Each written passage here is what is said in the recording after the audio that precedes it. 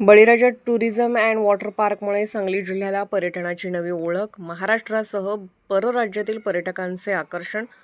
मालगाव येथील बळीराजा tourism and water park हे आज सांगली जिल्ह्याच्या पर्यटन क्षेत्रातील प्रमुख आकर्षण ठरत असून महाराष्ट्रासह कर्नाटक, गुजरात आणि राजस्थान राज्यातील हजारो पर्यटक सुट्टीचा आनंद घेण्यासाठी येथे भेट देत आहेत। शेतीपूरक व्यवसायातून उभारण्यात आलेल्या या प्रकल्पाने मिरज पूर्व भागाला पर्यटनाच्या नकाशावर ठळक स्थान मिळवून दिले आहे। संस्थापक अशोक तवटे यांनी आधुनिक शेतीसोबत विविध फळझाडे, फुलझाडे आणि पर्यावरणपूरक वनराई विकसित करत निसर्गाचा समतोल जपला।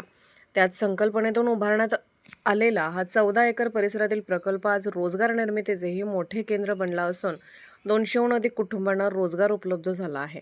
चेअरमन इंद्रजित तवटे यांनी उच्च शिक्षण घेऊन आधुनिक व्यवस्थापनाच्या माध्यमातून बळीराजा टुरिझमला नव्या उंचीवर नेले आहे।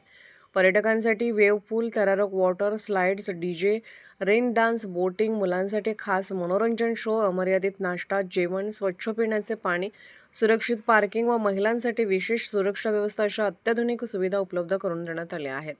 पर्यावरणपूरक पर्यटन आणि उत्कृष्ट व्यवस्थापनामुळे इंद्रजित तवटे यांना orange FM business excellence award, Sangli achievers पुरस्कार तसेच महाराष्ट्र भूषण पुरस्काराने सन्मानित करण्यात आले आहे।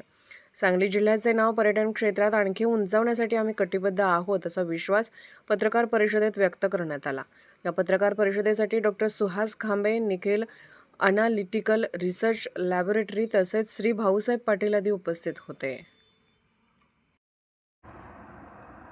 अर्थराज्य न्यूज चॅनलला लाईक करा, शेअर करा आणि सबस्क्राईब करा।